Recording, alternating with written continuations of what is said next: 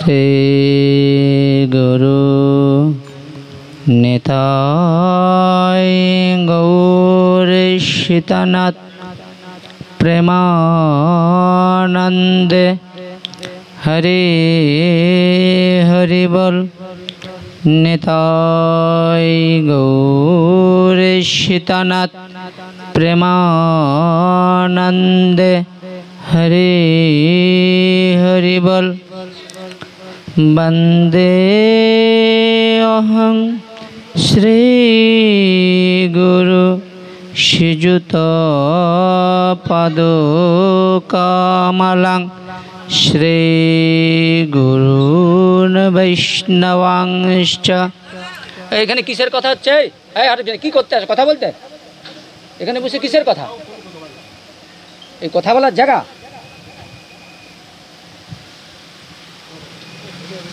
পাঠ শুরু হয়ে গেছে, চাঙানি বাইরের পাঠক আইলে কি বলবে আমাদেরকে? আমরা তো ঘরের ছেলে, বাইরের লোক আসলে কি বলবে? এটা পরিবেশ, এখানে বসে কথা বলা যাবে না, সিস্টেমে চলতে হবে। আমি মঙ্গলাচরণ করছি, আপনার কথা আসতেছে, আমার বাধা হচ্ছে, তাহলে ভজনটা কি হবে? এখানে এসে কি এদের বাড়িতে মুখ দেখতে আসছে? হাতে পায়ে ধরছি, কথা বলো না।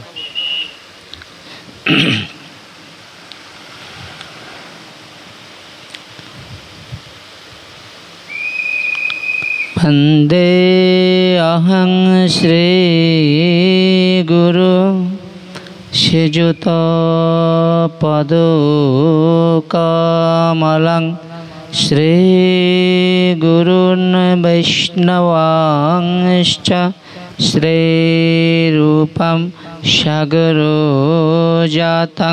सहोगण रघुनाथान्वितं तं सजीवं साद्वैतं सवधूतं परिजनसहितं कृष्णचैतन्यदेवं श्रीराधाकृष्णपदान् सहोगणललिता श्रीविशाखान्वितंश्च। ॐ अज्ञानं तिमिरन्धस्य ज्ञानाञ्जनशलाकया चक्षुरुन्मीलितं येन तस्मै श्रीगुरवे नमः। गुरवे गौरचन्द्राय राधिकायै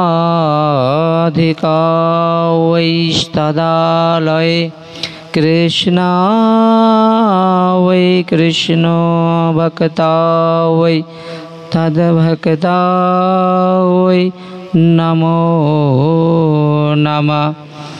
नमो वाञ्छाकल्पतरुर्भैश्च कृपा सिन्धुभ्य एव च पतितानां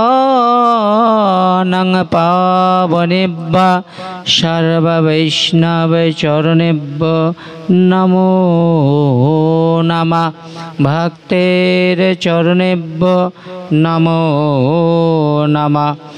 गदाधर गौरांग श्री नित्यानंद कृपानिधे साद्वैतो श्रीवासादि प्रणवंदो नमस्तुते।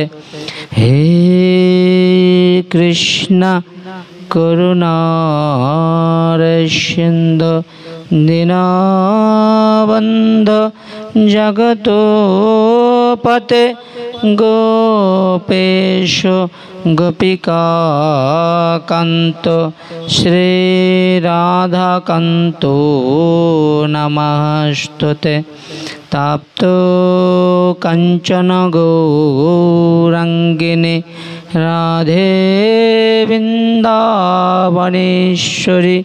विश्वभानुसुते देवी प्रणमामि हरि प्रिये বৃন্দা वै तुलसी देव्यै प्रिया वै केशवस्य च विष्णु भक्तिपदे देवी सत्यवत्यै नमो नमः। मूकं करोति वाचलं पुङ्गुलङ्घयति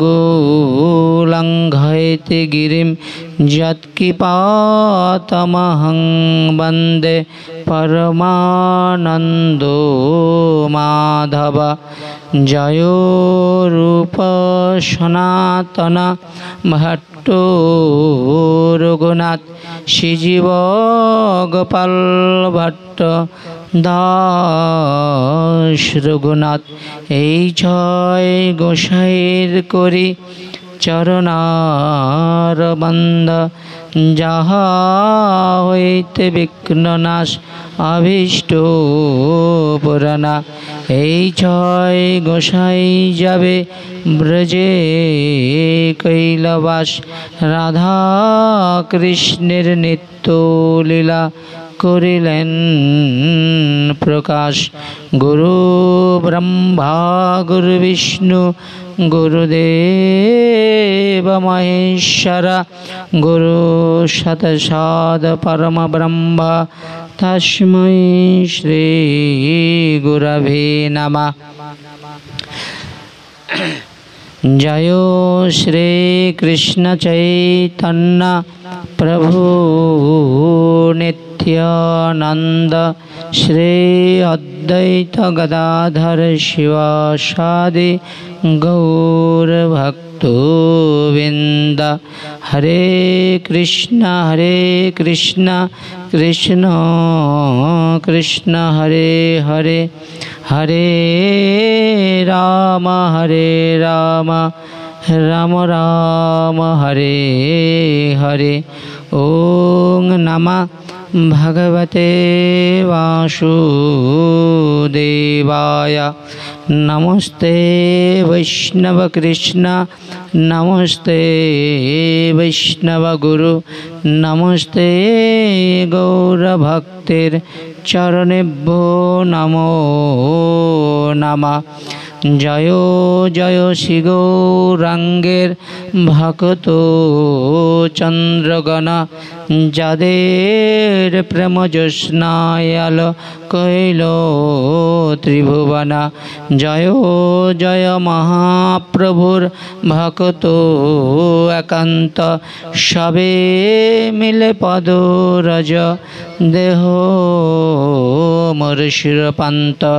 বেদে কহে তোমাদের করুণা বিহলে, কৃষ্ণ নাহি মিলে যোগ সমাধি সাধনে। অতএব তোমার সভায় আমার অসংখ্য অসংখ্য প্রণাম। কৃপা করে দেহ মোরে ইষ্ট বরদান। গ্রন্থের প্রারম্ভে করি মঙ্গলাচরণ, গুরু বৈষ্ণব ভগবান এতিনের শরণ। এতিনের শরণে হয় বিঘ্ন বিনাশন, অনাশে হয় নিজ বাঞ্ছিত পুরানা।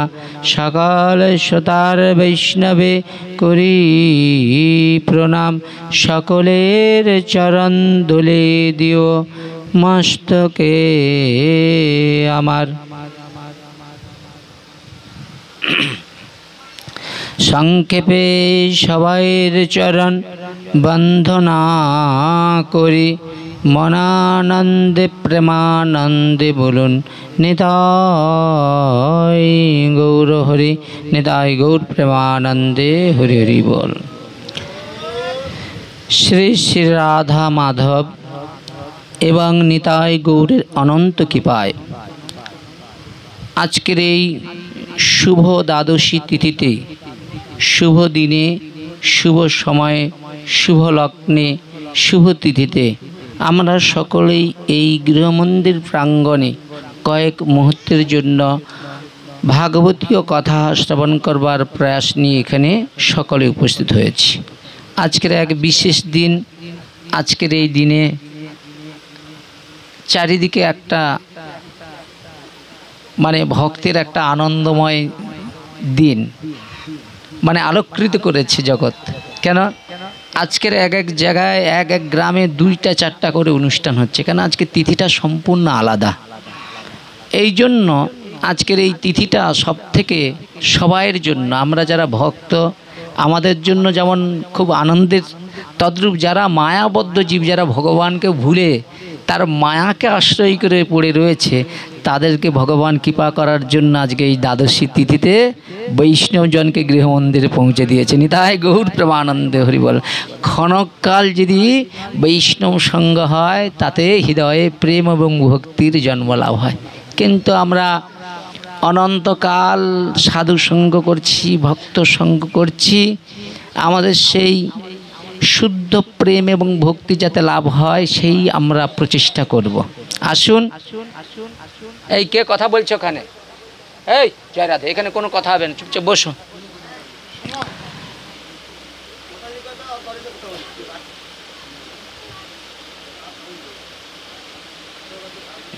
আসুন। শ্রীমদ্ ভাগবত কথামৃত পরিবেশনের পূর্বে সর্বাগ্যে মোদীয় গুরুপাদ পদ্ম সিধা মায়াপুর চৈতন্য আশ্রমের বর্তমান আচার্য ওং বিষ্ণুপাদ ত্রিদণ্ডী স্বামী ভক্তিকমল ঋষিকেশ মহারাজের শ্রী আতুল চরণ যুগলে ভক্তিপূর্বক অনন্ত অনন্ত কোটি প্রণাম নিবেদন করছি এবং গুরুপাদ পদ্মে অহেতুকি কৃপা ভিক্ষা প্রার্থনা করছি।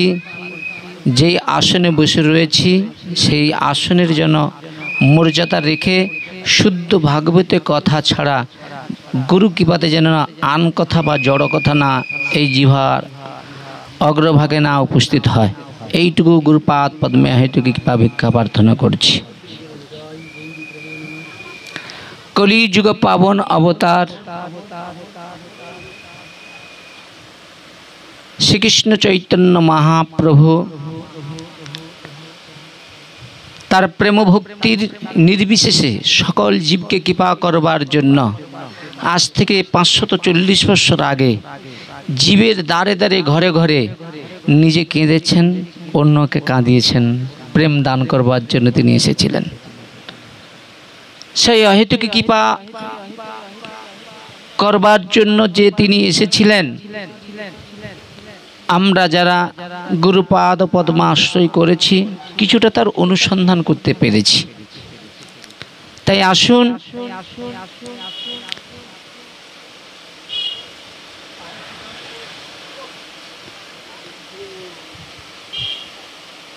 সর্বাগ্যে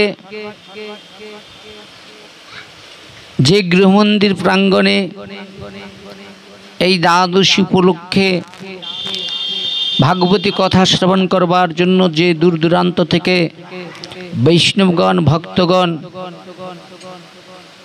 এই ভাগবত মন্দিরে উপবেশন করছেন, সর্বাগ্যে সবাকার রাতুল চরণ কমলে এই অধমদিন দাসের পক্ষ থেকে ভক্তিপূর্বক অনন্ত অনন্ত কোটি প্রণাম নিবেদন করছি।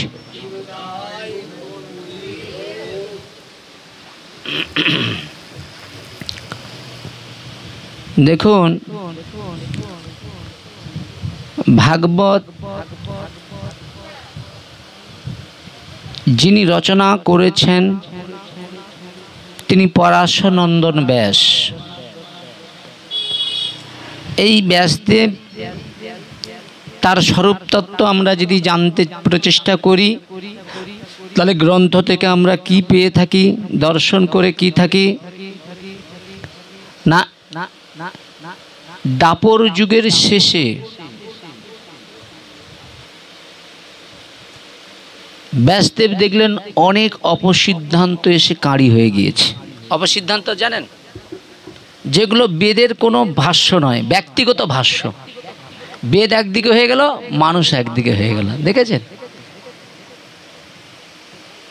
আর সেই বেদের যে আচ্ছন্ন হওয়ার কারণে সার বস্তুগুলো নষ্ট গেলে কি হবে? দেবতারা নিরুপায় হয়ে ব্রহ্মার কাছে গিয়ে মিনতি করে চোখের জল দিয়ে ব্রহ্মাকে জানাচ্ছে কি হবে।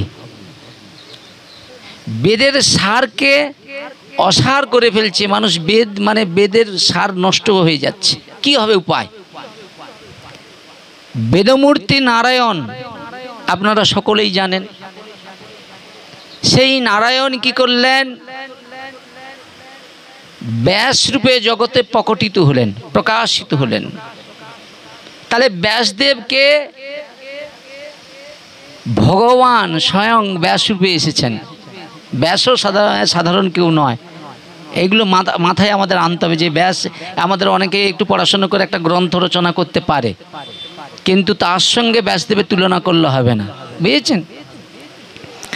ব্যাসদেব কি করলেন, সেই বেদমূর্তি নারায়ণ ব্যাসরূপে যখন প্রকাশিত হলেন, তিনি কি করলেন, বেদকে চতুর্ভাগে বিভাগ করলেন। আর চতুর্ভাগে বিভাগ করে মনুষ্য প্রজন্মের কল্যাণের জন্য প্রয়াস করলেন। মনুষ্য প্রজন্ম মানে আমরা যারা এই মনুষ্যকুলে জন্মগ্রহণ করেছি, যাতে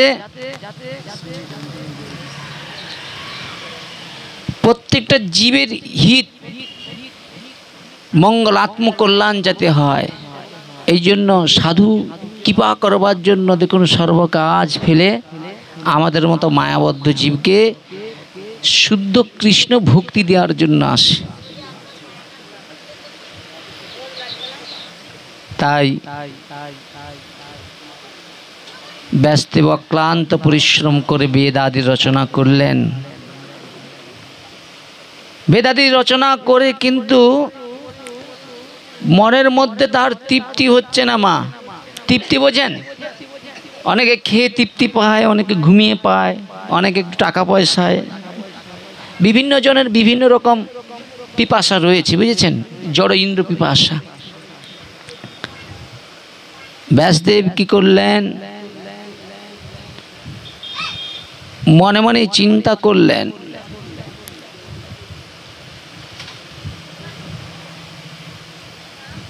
যারা যাগ যজ্ঞ পঠন পাঠন নিয়ে রত রয়েছে, তারা বেদের সারাংশ কিছুটা উপলব্ধি করতে পারে। যেন বাবুরা আসছে, এরা বেদ সম্বন্ধে এদের কাছে পাঠ করলে একটু উপলব্ধি করতে পারে, আমার ভুল হলে এরা বুঝতে পারে কি। কিন্তু যারা এই সম্বন্ধে বোঝে না, তাদের ভুল বলে দিলেও তারা সঠিকভাবে ধরে নেয়, কি ধরে নেয় না। তা এখন চিন্তা করলেন, যারা পঠন পাঠন নিয়ে আছে তারা ধর্মশাস্ত্র অবগত, কিন্তু যারা পতিত বদ্ধ, পতিত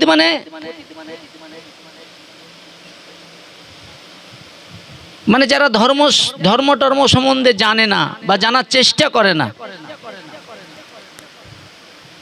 এবং বলা আছে শূদ্র পতিত আর নারী, এরা বেদ পাঠের অধিকার নেই, এদের অধিকার দেওয়া নেই, বেদে এরকম শাস্ত্র সিদ্ধান্ত দেওয়া রয়েছে, বুঝেছেন। এখন কি হবে উপায়, তাই চিন্তা করলেন। আর চিন্তা করে তিনি মনে মনে চিন্তা করলেন, যারা এই পঠন পাঠন নিয়ে থাকবে, সৎসঙ্গ সাধুসঙ্গ শাস্ত্র সঙ্গ করবে, তারা আমার ভগবানের মায়ার হাত থেকে মুক্তি লাভ করবে। মায়া কঠিন, আমরা যত যাই বলি না কেন, আসনে বসে ভগবানের মায়ের কাছে আমরা কিছু এক সেকেন্ড আমরা কিন্তু ভগবানের মায়ের কাছে পরাস্ত স্বীকার করব। ভগবানের মায়া বড় প্রবল শক্তি, বুঝেছেন। তাই ভাবলেন এই মায়ার হাত থেকে উদ্ধার পাওয়ার জন্য ব্যাসদেব কি করলেন, বেদ আদি বিভাজন করলেন, যাতে মানুষ বেদের চরণ আশ্রয় করে এই ভব সংসার পার হয়ে গোবিন্দ পাদ পদ্মে ফিরে যাওয়ার সৌভাগ্য লাভ করবে, বুঝেছেন। কিন্তু এক প্রকার মানুষ যাগ যজ্ঞ পঠন পাঠন নিয়ে রত রয়েছে, আরেক প্রকার মানুষ তারা এই ধর্মশাস্ত্র শুনতেও চায় না, এতে রুচিও নয়। ব্যাসদেব মনে মনে চিন্তা করলেন, তাহলে কি হবে। আজকে এই বেদ ধর্ম আদি গ্রন্থ সম্বন্ধে মানুষকে পূর্ণ বোঝানোর জন্য, পূর্ণ প্রচেষ্টা করবার জন্য তিনি কি করলেন, মুখ্য বিষয়টা, বেদের যে মুখ্য বিষয় হলো ব্যাসদেব বোঝাতে চাইলেন, সেটা হলো নিবৃত্তি। নিবৃত্তি বোঝেন? নিবৃত্তি মানে কোন রকম কামনাযুক্ত, কামনা চিন্তা, কোনো কামনা ভাবনা নিয়ে বেদকে নিয়ে আমাদের চলা চলবে না। বুঝতে পারবে? তো এই চিন্তা করে ব্যাসদেব বড়ই দুঃখ পাচ্ছে, কি হবে উপায়। সেই চিন্তা করে পরাশর নন্দন ব্যাস মনে মনে চিন্তা করলেন, মানুষ কিন্তু নিবৃত্তির পথটাকে আশ্রয় করলেন না। নিবৃত্তি মানে যেখানে কোনো কামনা বাসনা থাকবে না, কিন্তু মানুষ কামনা বাসনার দিকেই ঝুঁকে পড়ল। এই দেখে ব্যাসদেব মনে মনে চিন্তা করলেন, আমার জীবনে ফাঁক রয়ে গেল, শান্তি হলো না। শান্তি মানে অনেকের শান্তি হয় কি, ছেলের সুখ, বাড়ির সুখ, স্বজন সুখ, কিন্তু ব্যাসদেবের এটা নয়। ব্যাসদেব ভাবলো যে মনুষ্য প্রজন্মের কল্যাণের জন্য বেদাদি রচনা করলাম, কিন্তু সেই মানুষ এতে অরুচি। আর যদিও কারো রুচি হয়, সেটা কি হয় না, ধর্ম অর্থ কাম মোক্ষ। ধর্ম করতে এসে আমি কামে জড়িয়ে গিয়েছি, বিষয়ে জড়িয়ে গিয়েছি, মুখে সাধুর মতো কথা বলছি, আর মনে মনে চিন্তা করছি কতটা এখান থেকে আমার নিজে ইন্দ্র চরিতার্থ করা যায়। কি বলছি বুঝতে পেরেছেন? আমার কথা বলছি, অন্যের নয়। আমি আমার কথাটা বলবো, আমার কথাই বলার জন্য বসছি। তাই এই চিন্তা করে ব্যাসদেব বিষণ্ণ বদনে, বিষণ্ণ মানে, বিষণ্ণ শব্দের অর্থ কি, দুঃখ। দুঃখের সহিত কি করছেন জানেন? সরস্বতী নদীর তটে বসে না কাঁদছেন গো বাবা। কাদের জন্য? আমাদের জন্য, আমাদের মতো জীবের জন্য, যাতে আমাদের কল্যাণ হয়। এই জন্য বলছে, কিবা বিপ্র কিবা সূত্র নাস্তি, কেন নয় যেই কৃষ্ণ তত্ত্ববেত্তা সেই গুরু হয়। প্রকৃতক জন, প্রকৃতক সাধু, প্রকৃতক বৈষ্ণব আপনাকে কৃপা করার জন্য আসবে, আপনার কাছে কৃপা পাওয়ার জন্য আসবে না। আর আমরা মনে করি আমাদের কাছে বৈষ্ণবজন মানে কিছু পাওয়ার জন্যই আসে। অনেকের ভাবনা জাগতেই পারে, কিন্তু সবাই কিন্তু কিছু পাওয়ার জন্য আসে না। ভগবান তাকে দিয়ে রাখছে বলে সে দেওয়ার জন্য বড় মন নিয়ে আসেন। হৃদয় গৌর প্রেমানন্দের বল, বুঝেছেন? বাঞ্ছা কল্পতরু, মনের সকল বাসনা পূরণ করবার একটাই উপায়। ভগবানের কাছে গেলে ভগবান যে মনের বাসনা পূর্ণ করতে পারে না, কিন্তু ভক্ত সেই বাসনা পূর্ণ করতে পারে যদি তার ভজন ঠিক থাকে। ভগবান বলছে, আমার কথার সত্যতা থাকে না, কিন্তু আমার ভক্ত যদি কোথাও বলে দেয়, তার কথা রক্ষা করবার জন্য, আমার ভক্তের কথা রক্ষা করবার জন্য আমি কি করি, সকল মনোবাসনা পূর্ণ করে থাকি। নিতাই গৌর প্রেমানন্দ হরি হরি বল। তা একটা ছোট্ট কথা মনে হয়ে গেল, বলবো জানেন তো? তো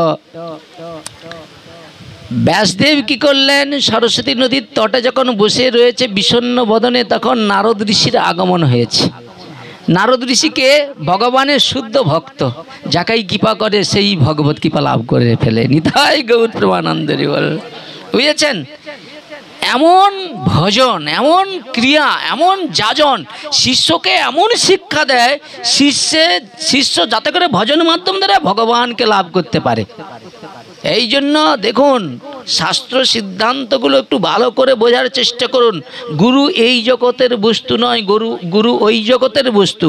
গুরু আসে আমাদের মতো মায়াবদ্ধ জীবকে উদ্ধার করে গোবিন্দ চরণ পাবি দেওয়ার জন্য। নিতাই গৌর প্রেমানন্দ হরি বল, বুঝেছেন?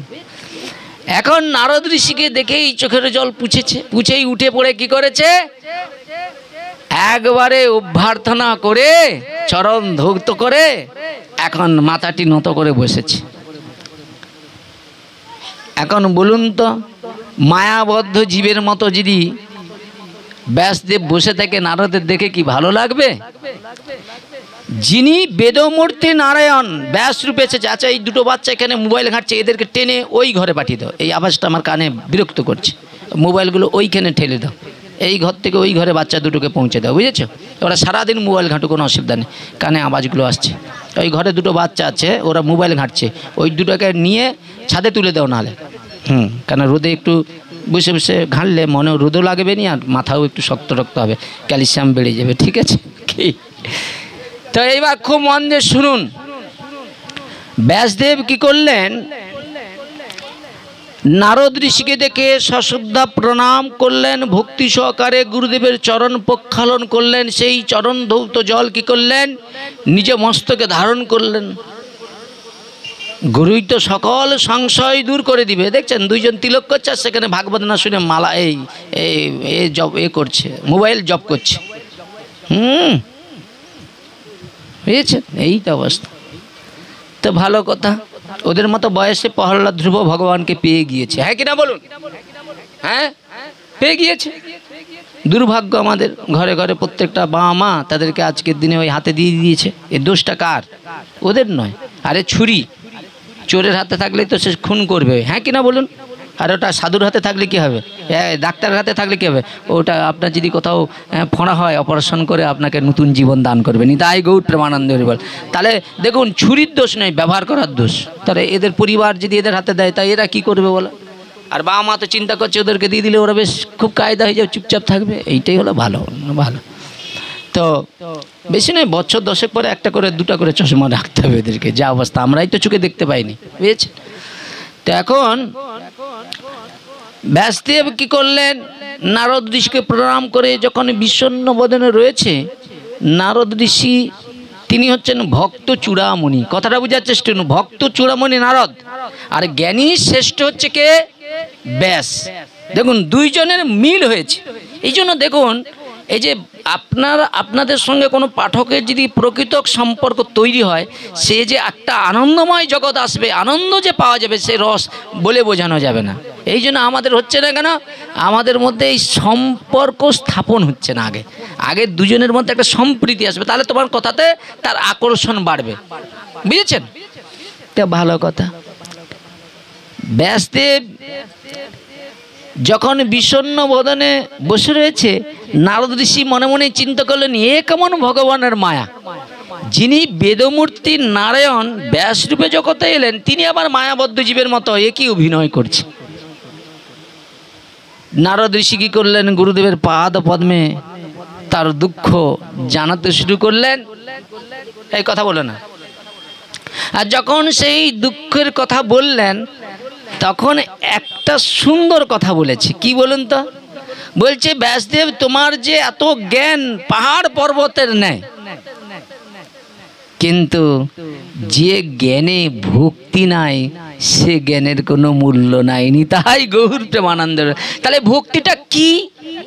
নারদ ঋষি তাহলে ভুল বলেছে। তুমি এত গ্রন্থ রচনা করেছ, কিন্তু এটা জ্ঞানের মাধ্যম দ্বারা হয়েছে। তাহলে একটা কামের দ্বারাই সন্তান, একটা প্রেমের দ্বারা সন্তান, দুটো একই হবে? কামের দ্বারাই হলে কেমন হবে? আমাদের মতো ছেলেরা হবে, টাকা পয়সা কামাবে, বাবা মায়ের সুখের কথা চিন্তা করবে। আর প্রেমের মাধ্যম দ্বারা হলে ধ্রুব প্রহ্লাদের মতো বাল্য বয়সে ভগবান পাওয়ার জন্য সাধন ভোজন করে ভগবান পাওয়ার জন্য সংসার ত্যাগ করবে। নিতাই গৌর প্রেমানন্দের বলেন। পূজ্যপাদ গৌর ভক্ত চরণে নিবেদন। আজকার শুভ ত্রিবিক্রম মাসে দ্বাদশী তিথি।